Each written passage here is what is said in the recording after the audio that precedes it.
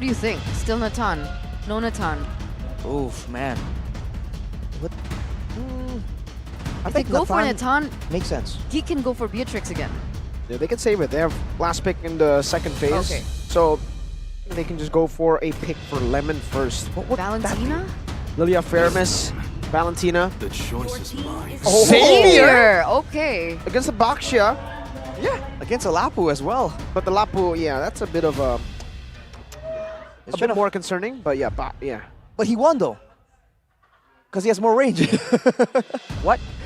Lemon will win because he has more range than a boy on the Navaria. Just So- kidding. True, he's global. Exactly. Global ult. It's a range victory, but we don't know how it's going to play out, especially in the middle of a big fight. But if everyone's corralling together, especially if Vin can maybe pull people together by sealing off areas with the barricade. Oh! Beloy. What a menace. You slick, big brain Beloy man, you. Selena, a signature pick back in Season 10 Oh, no. and back when he was in Onyx PH. The Selena that gave a whole lot of troubles to a lot of teams at M3 as well. It's back. And the combo with the Novaria as well. Exactly. That makes it a lot worse. And the Xavier is going to be very vulnerable to this. Unless he stays at base. I mean, technically. Yeah. Sure. Okay. Gold lane for Skylar now. Alchemy. The art. Last pick, it's going to be the Brody for a bit more utility. But against all of these threats, man, Yeah. earlier it was the Beatrix and the Novaria, now it's the Selena Novaria. They are just maximizing this Novaria pick as much as possible. This is a completely different ball game with these choices from both of these teams. If Geek can look for a snowball with a pickoff coming in from Selena in the early game, that's definitely something that they can work with. If it ends up into the late game, they can work with the Novaria combo as well. Meanwhile, RRQ, with the Brody being picked up, do they not need to snowball from the early game? They kind of do. But they can just play for mid-game too. They can just wait for that power spike to hit and then go for brawls. They are a pretty good team fighting comp. Oof. If they want to brawl, they can, but I think for Geek, it's all about trying to find those pickoffs, especially when the neutral objective is up. I almost feel like RRQ needs to try and do something crazy before the neutral objective, like the turtle or lord, is up. But here it is, ladies and gentlemen. Let's welcome you into the land of Dawn for the decider game between the King Slayers and the Pillars of RRQ. Will it be enough? Will Lemon, as well as Vin, be enough to break the 5 consecutive win that the King Slayers have built for themselves? The decider is here, the decider is now, and we will be able to answer it very, very soon. One thing to note, though, is Irad does have his signature pick here on the Fredrin, but with so much utility, so much chip damage available, you have to wonder how well it's gonna go. Good damage earlier. Exactly. What about here, Beloyski with his choices? What is this telling us, Arashi? Inspire for more spammable spells, for more utility, vision as well, and Wilderness Blessing. He wants to roam around, he wants to pressure, and look at this, early on, just so much poke already coming through for Geek. A boy with the Rupture as well, he wants to get some more damage, and so does Luke. They all know that the extra stats in the middle of a big fight will matter the longer the game goes. It all adds up. And the problem is now for Lemon as well. Uh-oh. Might be a kill here. Oh, the Lycan bounce into the base. He just needs one more hit. Beloyski jumps in. Oh! A misplay from Geek fam, Beloyski and Chidera. But it's a good shot from a boy to recover from it. It was Vin, luckily, who got the kill for Geek fam. And that's a 1-for-1 trade here. A boy goes in for a little bit more, still able to get out. Doesn't do any more damage onto Skylar, but there it is, the early trades packing in. And the fact that Beloyski and a boy are an ongoing threat already in the early game, especially we know Selena pre-level 4 already has that amount of impact. Uh-oh. You can see that they're buying a lot of time as well because Lemon cannot necessarily walk. He has to kind of rotate around the buff, around the blue buff if he wants to go to the top and the side lanes. Yeah, there's a lot of danger lurking in for Geek Fam, but look at this 1v1. Yeah, forcing the Black Dragon form from Banana. Finn already very low. Beloyski picks up the kill, and Hazel looks for the retreat battle, wins it out against Irad. Irad is forced to run back. Banana to the Poissons, now popped by Hazel. Lemon trying to zone them away. Irad's trying to recover and take it away, but I believe it was Hazel still who got that green creep. Well, Irad has more EXP, so I think he got it. A bit too close though. The point is, Geek Fam are the ones pressing the tempo, and with a Brody, Skylar has more to say, and he did kind of set up that outplay on the bottom side of the map earlier. But aside from that, nothing really can happen against a Roger, and the mid lane, that's usually so important, so impactful. With Lemon being on the Savior, it's going to be so slow to really ramp up in damage.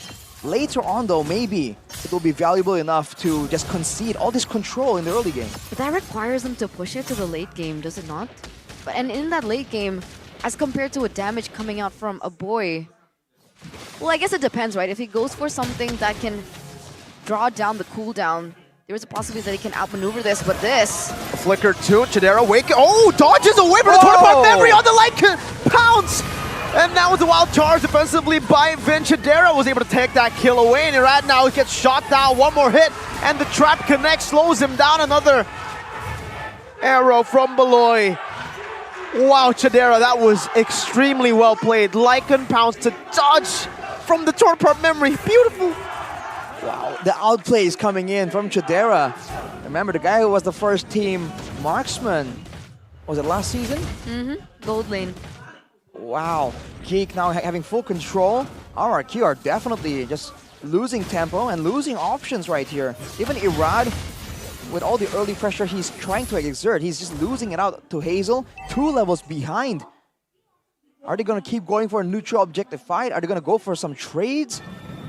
They have options available. It's not too far to come back from 2k gold. 2k gold, but also a 2-level difference between Hazel as well as Irad at the moment. They want to go for the 50-50. That is extremely risky by RRQ. A boy nearly was able to steal that away, but here it is. RRQ.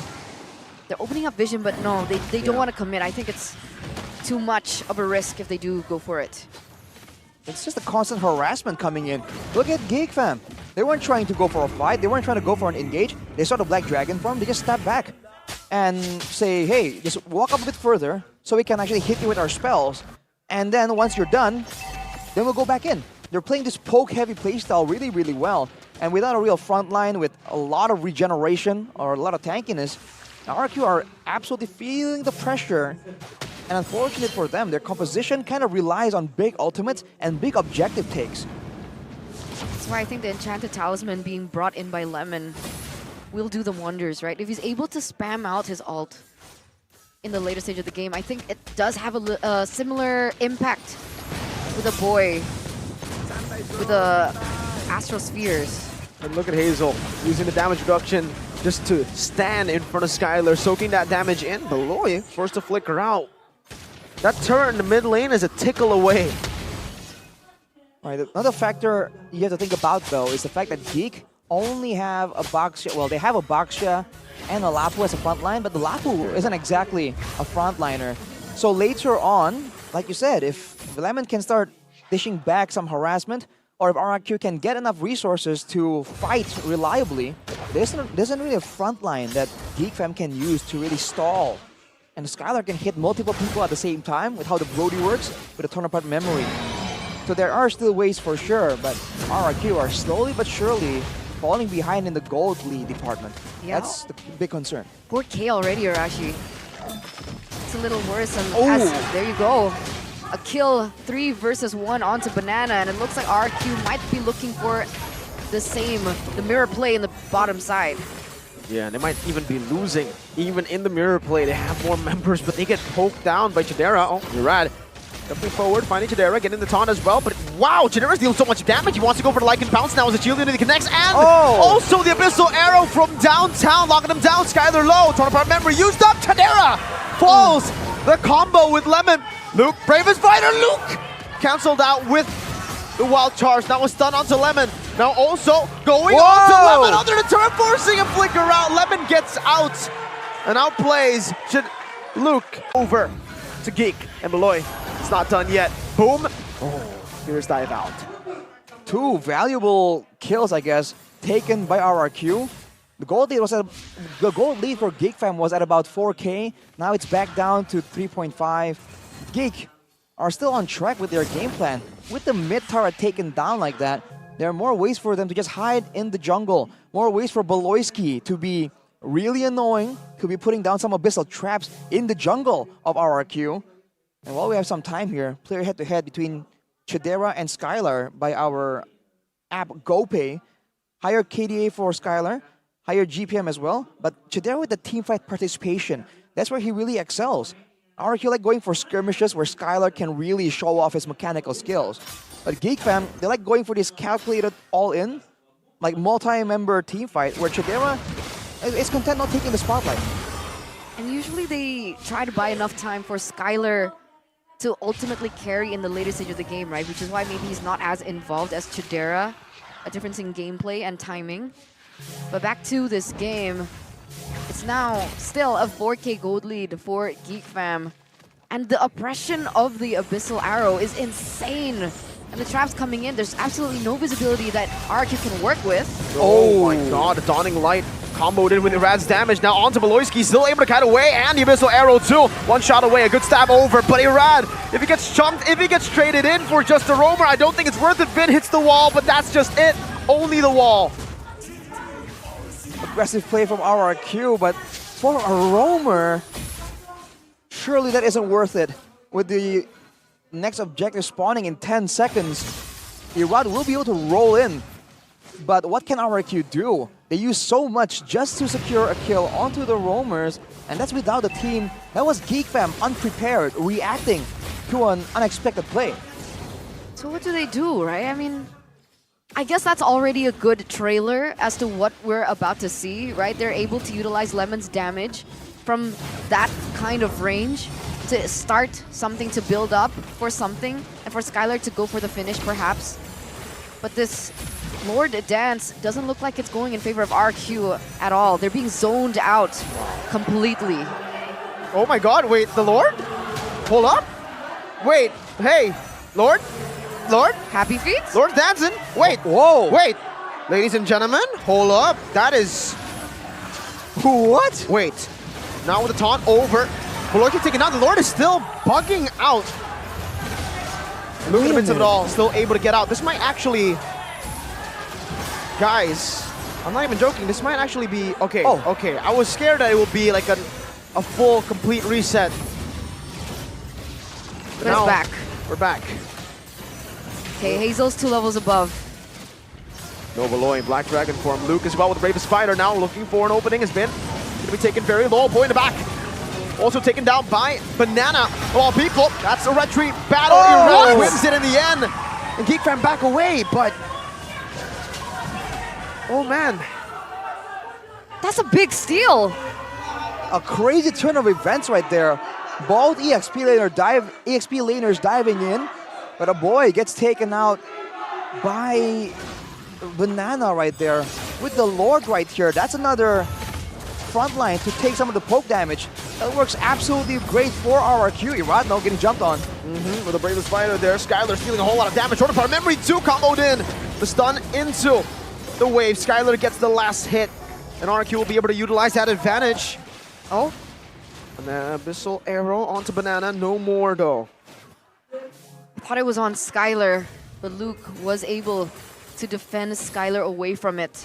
But what initially looked like Geek's entire objective to win, with RQ picking it up, that's actually taken away that gold lead by just a bit, right? 3K now, as compared to what was almost a 5K gold lead for Geek. And RRQ, they're going to be able to push that topside turret, not until completion, but that does buy RRQ a little bit of time and a little bit of a win. And look at how much they're respecting Geek Fam and their potential. They could have gone for the topside turret, but they back away, just concerned about the punishment coming in. But oh man! That's the combo, man. That's how disgusting it can be. They used the Sphere and Renner Apathy combo earlier. Now it's the Arrow and the Sphere. Is Beloyski building damage? Well, he has a Divine Glaive and a... Okay, Is that a Starlium? Yes, it is. so damn It's it. a Starlium that allows him to actually do true damage when he uses his ultimate, which is the Shapeshift. So hey, that could be a kind of hidden exploit, quote-unquote. But looking at the items, Look at it's Chidera. a more normal build for Chidera with the Has Claws, so that's a lot more sustainment. So a lot of DPS is required to take him down. But aside from that, Lemon though, with the Truncheon, that's the damage coming back in. It hits more people. It can be spammable as well, and in a full-on long-duration fight, it could be better. Whoa! A random flicker in. He thought there would be more members there. Abyssal Arrow now connecting onto Banana. Astral Spirit locking him down, and Roger just picks him up with a Lycan Pounce now, looking for more. Purifies in. Luke goes in for the stun, unable to find more. Skylar's low, very, very low. Baloyski's looking for the arrow to finish him off once and for all. An Abyssal Arrow into the shield unity, and Irad gets comboed. To hell all the way. Vin almost gets shot down too. That was insane. So unlucky. Vin Super. went for the big play there, but he flickered over Hazel. That's what we're talking about. RRQ is great at just surprising their opposition with explosiveness. But when it doesn't work out, it looks very jarring. Just not like good. that, the gold lead is back. But I mean, RRQ, they have some more items to deal with. The amount of Athena shields being built, though, is so understandable right now. A boy with the angles. Lemon is half. Skylar is half. A boy is legit just playing around with them, man. And another shot to Skylar. A boy is disgusting. Not giving a single chance over to RRQ Hoshi in the 14th minute of the game. They're suffocating. Again, the poke. I think they were banking that Lemon could match or even outshine the poke coming in from Baloyski and a boy, but truly it really hasn't. Not yet anyway. Not quite just yet. And I think where he really shines is if they go for a fight and it's a small corridor. It functions almost like a low Yi, where you can put down your spells and you can spam it out. Especially if Lemon can get to the full charges. And if the front line can take the damage like this, you can see Lemon does have output, but look at that, Irad! Deleted! That's the tank. That's the man you want to be frontline. He took the damage and he couldn't handle it. Now it's been Banana, Skylar, and Lemon to defend. Up top, the turret, vulnerable. Chidera will go to Lycan form to deal with it. A few Astral Spheres dodged away from Chidera, gets rid of the turret up top. Now a wave in the mid lane. A Bravest Fighter by Luke as well. Has the flicker, can go for it. Banana gets mounted! Oh my god! Deleted Luke now in the midst of it all, jumps in with the Bravest Fighter into the back. The Abyssal Arrow from Baloyski finds another, and it's a wipeout. The alien and the captain isn't enough to save the Kings from the Kingslayers. And they retain their reputation. They retain their title. The King Slayers once again reign supreme over Rex, Reg MK on the Kings of Kings.